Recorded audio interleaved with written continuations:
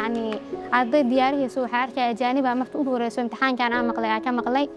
marka waxay ila noqotay fursad aad u fiican aqoon ahaan inay aad ii xoojiso bari ka maalin hadaa u baahdo inaan wadanka banaankiisa wax fursado ka helo inaan dadka wax la qaybsan karo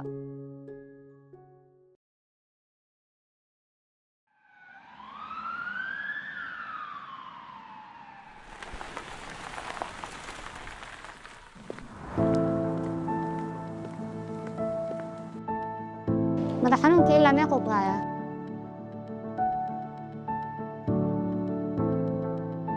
magacayga waa Firdaws Cali Maxamuud waxaan dhigtaa jaamacadda Zamzam University waxaan ka tirsanahay kulliyadda medicine waxaan ahaa last year internship hadda ku jiraa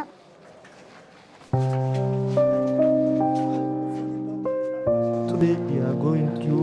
urine online and malaria.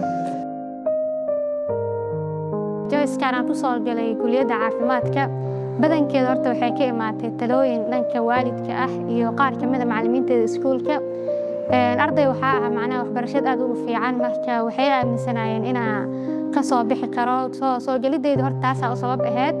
dib dambana marka kulliyadii ku sii dhex jiray oo macnaha wax badan aan ka sii bartayna waxaa ogaaday inay kulliyad aad u fiican ay tahay oo aad u baaxad weyn waana mid ay sii jeclaysiisay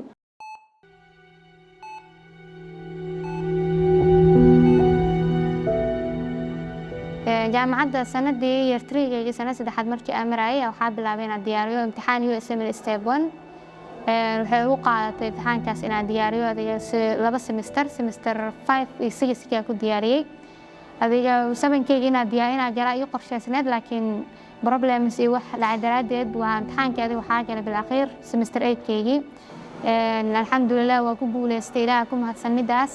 kadib waxaa go'aan ku gaaray imtixaanka maadaama step 1 aan ka gudbay inaan ku daro stepkiisa labaad oo step 2 CK la yiraahdo marka waxaa sameeyay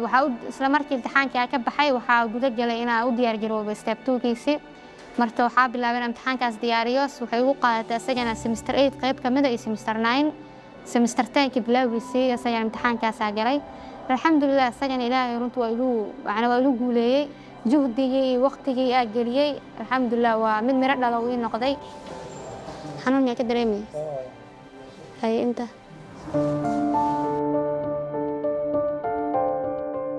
USMLE United States Medical License Examination waa imtixaan ka kooban 3 step imtixaankan waxaa laga qaadaa ardayda medical students-ka ah waxaa lagu qiimeeyaa ardayga basic foundation-kiisa macnaha basic science-kiisa iyo clinical knowledge-ka intaas marka laga soo tago waxyaabaha ardayda badanaa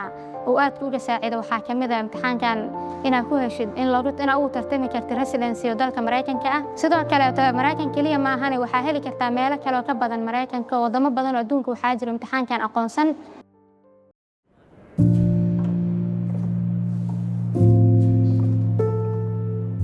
runtii waxyaabaha aadka ii saacida waxaa ka mid ah oo talaabada noocaan imtixaan noocaas inaan ku dhiirado igu saacido uga dhiirigeliyo waxaa ka mid ah manhajka jaamacaddeena iyo qaabka duruusteena u qaadano oo isla runtii manhaj aad u fiican oo aad u adag oo la jaan qaadi kara hadda manaahij badan oo wadanka ka baxsan wadanka banaankiisa oo ardayga beeskiisa aad u dhismaayo waxaa kaloo ka mid ah environment-iga jaamacadda gudaheeda ka jiro ardayda galaaska يعني هو environment very competitive وأرضية أي رادي هاي مر والبا وحكي بحسن ومعلمينتي وإحنا لرجالنا عاس أي كجرتو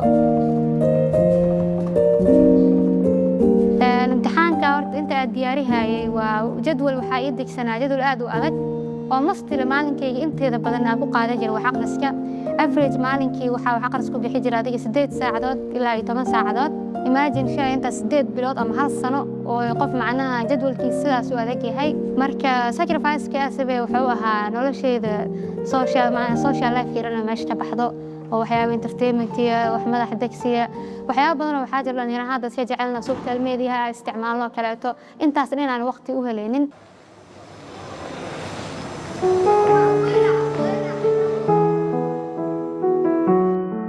runtii waxyaabaha aadka ii saacida waxaa ka mid ah familkayga runtii aad ii garab taagnaayeen waalidkay hooyaday aabahay iyo walaalkay curadka inay mar walba macnaha ay garab taagan yihiin oo ducada mar walba la garab taagan yihiin oo ii duceeyayaan hore u socdo leeyihiin hada macnaha niyad jabin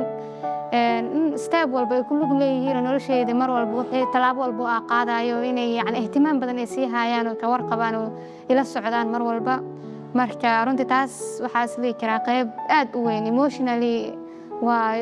macnaa mentally aad ay macnaa ii saaciday sida hadda qorshahaygu uu yahay inaan sii wato trainingkayga aan sii wato oo residency program aan bilaabo marka insha Allah waxaan rajeynayaa residency ka wadanka banaankiisa waxa qorshahayga horta ugu weyn hadda wuxuu yahay number 1 waxa waa internal medicine ko field macna aad u weyn oo aniga aad u jecelahay marka kaasa number 1 insha Allah waxa soo labeeyo number 2 pediatric